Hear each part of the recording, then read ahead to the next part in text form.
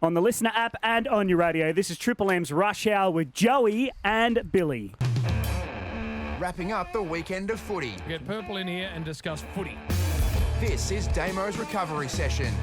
Yes, this is Damo's recovery session, and it might be a bit fitting too, because just having a look at Damo on the Zoom, Billy, he looks a bit weary after a bit of a big weekend over there in Perth. Damo, how was the whole grand final experience and the after party the last 24 hours or so?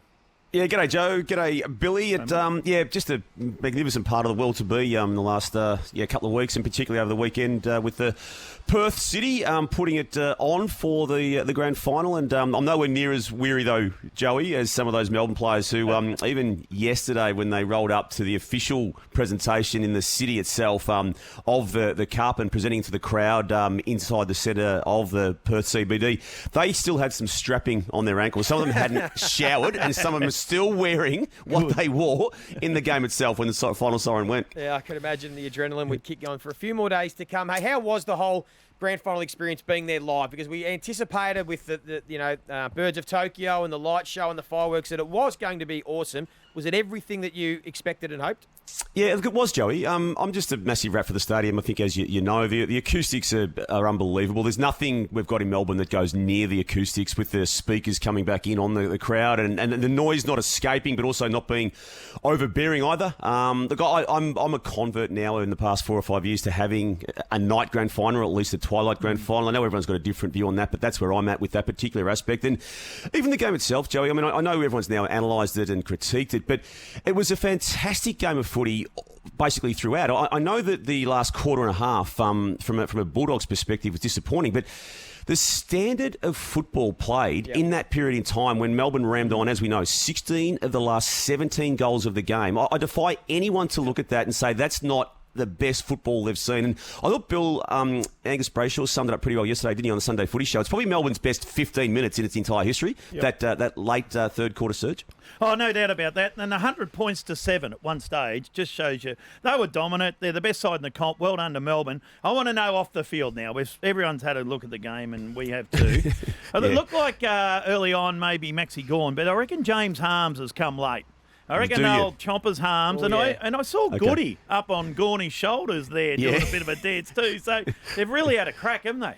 Yeah, they have, and they've done it well. They've done it with class. Look, I saw them straggling out of the hotel they were in at Joondalup yesterday as we had the Sunday Footy Show cross bill, and they were moving hotels from that resort into the city. I think they've got a few requirements to be in that place for 2 or 3 days, and then I think it's up to them as to whether they come straight back to Melbourne or stay in WA or head elsewhere, wherever the borders allow them to go. Now, what about your mate Basil, your bromance? You got very, very close, but I think he might have stuffed up a couple of things on... No, he didn't, Bill. Yes, he did. No, he didn't. Well, what happened to Simon Goodwin was supposed to say a speech. He got up there and he said this on the Sunday Footy Show yesterday. Yeah, I got shafted, didn't I? I didn't know what happened there. I had it all ready to go. I had the cheat notes and a few sponsors. Say it now. Out, but give the speech now, Goody. Do it now. Yeah. I just would have said to the supporters and everyone at home, this is us, this is who we are, and they should be so proud. So, hopefully all the supporters back home are enjoying it. I know they're in lockdown, but speaking to a few, I know they're singing a few beers. Well, that's one. And then, of course, Andrew Embley gets up to present the Norm Smith. And I'll do it. No, Emma's off the stage. I can do it. I can announce Christian Petrarca. So come on, fair dinkum. What's he doing? No, you're being harsh, Bill. There's nothing that Andrew Embley or Simon Goodwin could or would have said that Basil couldn't, and he is Mr. Perth. And look, I've delved deep into the behind-the-scenes situation here on this, and as you know, Bill, I was going to defend him regardless of the outcome on this, and I've got to the bottom of it. Kate Roffey, the president of the Demons on ABC Radio, had a perfect explanation as to how this happened.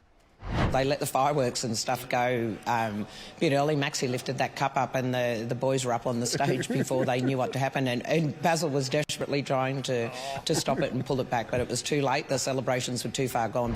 Oh, Basil was desperately trying to stop it. So the fireworks, they went off early, Bill. Well, I think Basil said, hit it quick. It's all about me up here. So once the fireworks went, the Melbourne players reacted. They jumped up on stage and Goody never got his moment. But He was on Breakfast Morning TV, Joey. Joey, over across nationally, and I think that show started probably at 4:30 or 5 a.m. Perth time on the Saturday, and he was still talking in a microphone at midnight somewhere as well. So he and he was on our show the previous night, Bill, even though he was a Channel 7 person. We managed to get him on the Sunday Footy Show Grand Final preview edition, and he just wanted to pass there. So no, he just needs a microphone in his hand, Joey. You know that. He did. He did a pretty good job, though. He did, and it rated 4.1 million, the most ever on television this year. Unbelievable ratings, and they did do a pretty good job. Even now, mate, I'll flog Brayshaw. They did very well, the boys. They did. Oh, that's what happened. What happened? The fireworks button was just there, right? And Basil spun around at one stage. and his nose hit it. Accidentally hit it. Accidentally. He hit the button just there. And, listen to Damo. Bill, stop it. You can't say that, Bill. What about Angus Brayshaw? We had him on the Sunday Footy Show yesterday, and that was his best game he's played for the year. It was, actually. Yeah. Great he time. was very good. Great time to do it. We asked him about Uncle James. We're compiling a list back here in Melbourne of people who've tried to insert themselves in this premiership. Maybe your uncle? Yeah, and look, I saw a lot of him last night. He was, I don't know if it was a coincidence. Everywhere I sort of turned around and looked, he was floating around. So I'll put James on the list, but he surely goes straight to the top, I would have thought as well. Damo, you were in the rooms. Did you see James wandering around? I did. I saw him and his brother, the Mark Brayshaw, the father of Angus, and Jim was disgracing himself just the way he tried to somehow insert himself into conversations that he had no part to be in. And, it wouldn't surprise anyone who knows him, though, that he was that way. Any photos where he's just got the hand in the pocket and the stance like it's Cottesloe Beach or wherever it was? And the narrowing of the eyes in that sort of Brad Pitt style of a look at the camera and grin. He had a big week, Jim. He only got out on Tuesday, but I think he packed a bit in by the time the grand final had come around. Absolutely, he did. Hey, stick with us, Damo. Still plenty more footy to talk about. We'll speak to you after. This is Triple M's Rush Hour. Joey Montagna, Billy Brownless. This is Triple M's Rush Hour, and we are joined by Damian Barrett for the wash-up from the grand final, Joey. Damo, what about the other side of the coin? We've spoken about Melbourne, how brilliant they were. What about from the Western Bulldogs, a bit of the fallout there? Because, I mean, for 2.5 quarters, they were certainly in it up to their eyeballs, but when it all fell apart, it fell apart in a rush. It's a hard one to assess, Joey, isn't it? And Bill, plus 19 from a Bulldogs perspective when Marcus Bontempelli kicked his third goal to minus 74 on the final siren. So you analyse the game at that stage, halfway through the third quarter, and they're winning a premiership, and Marcus Bontempelli's adding a Norm Smith medal to his CV, but an hour, or not even an hour and a half, 45 minutes later, it's a 13, 14 goal loss. So it's hard to work out, isn't it, Joey? I mean, we always overanalyse a grand final outcome. A couple of aspects out of it, though.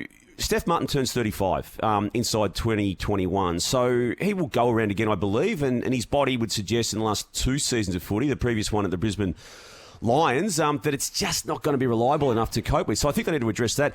Tell me, Joey, do they need to also somehow bolster their midfield group? I mean, we talked about it all year as being a great midfield and one with depth, but ultimately, when it got willing in that third quarter on the weekend and throughout the last quarter, they just weren't able to match the physicality of the Demons, were they? No, you're right, but I think that's the point you made there is Melbourne's physicality. I mean, there aren't too many midfields that are as big and tough as Oliver Petrarca, Jack Viney, that can go through their harms as well. I mean, they are quite, Gawn. I mean, the Bulldogs have got their own different way of doing it, and maybe Josh Dunkley was the man who sort of has lost a bit of his spot in that side. He's the one that's, fallen out, that is the big body that could play in the midfield that didn't really get much of a crack at it. Oh, look, I think we do sometimes overreact to what happened in the last quarter and a half. I mean, the Dogs have been brilliant for most of the season. They've got some deficiencies in areas.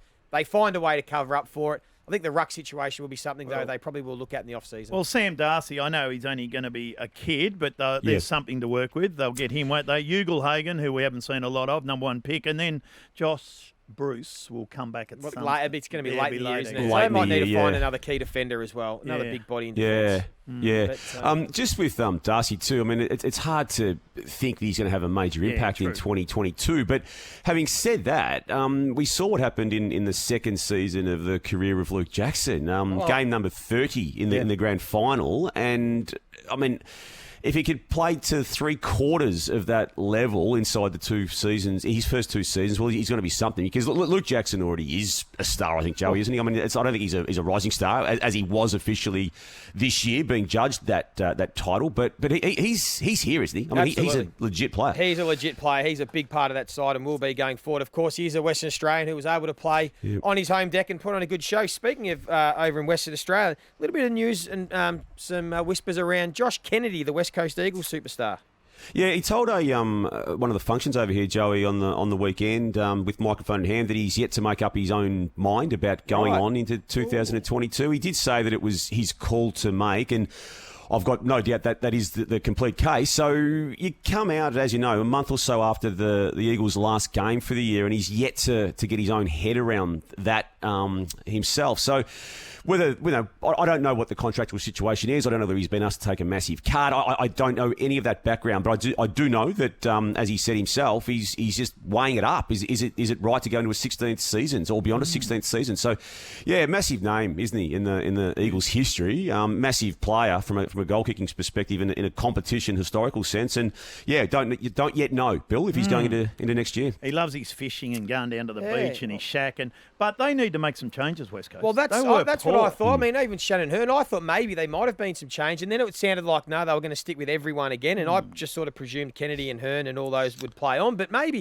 if you've taken this long to still think about it, it's not ideal, because normally as a player, you sort of know if you've still got the desire to keep playing, and if you start questioning it, that's maybe when you should be thinking, maybe it is time, if you are doubting yourself or doubting your desire to play on again, because it's not easy, especially as you get older, to do pre-seasons and to go through it all again. So that's fascinating. Another team that will be some changes, and already has been. I see down there at Geelong, James Pops Kelly has been appointed as a assistant coach. They need one there. I think 4 have they gone. need to get one, didn't they, Bill? Given Matty Knights has headed across to the Eagles as part of their new assistant coaching ranks. We've had Corey Enright leave there to go to St Kilda, and Matty Scarlett, who you think is just going to have a time off footy, don't you? Yeah, he won't coach anywhere, I believe, and he's very honest about all that, and he'll just go and spend a year at home.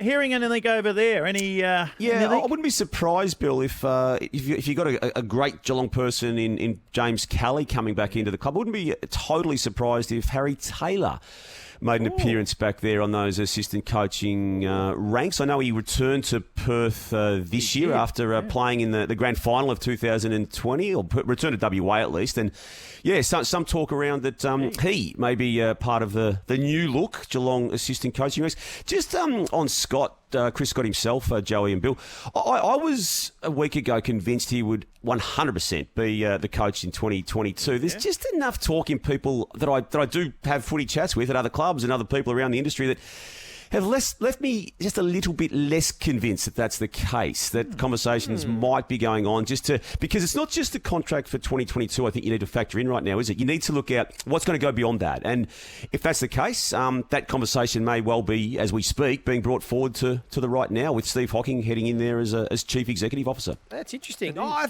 think my initial thoughts with Chris Scott is I would play out 2022. I expect him to coach next year, but I'm almost thinking, Damo, he's all in for one more year with this group. Right. So almost let it play out. Let's have one more, crack at going to the well. Then at the end of 2022, you make a decision on the coach, you make a decision about the whole list rejuvenation or everything about the playing group, but maybe give him that one more chance to have a crack. I think you're right, Joseph. Very good. Hey, thank you very much. Hey, Damo, when are you back? What's your plans? Are you staying in Western Australia, or what are you doing? No, I'll just clear some more work commitments here today and then head. What about that? Jeez, you're a flog, Damian. Clear some work commitments. Fair You're like Brayshaw. You and Jim sit up and clear some work commitments. What does that I've actually got a lunch to get to right now, guys. Can you wrap it up? Good boy, Damo. Damo's recovery session. This is Triple M's Rush Hour with Joey and Billy. What's trending unusual? It's back and it's up next. Jim's obviously left, has he?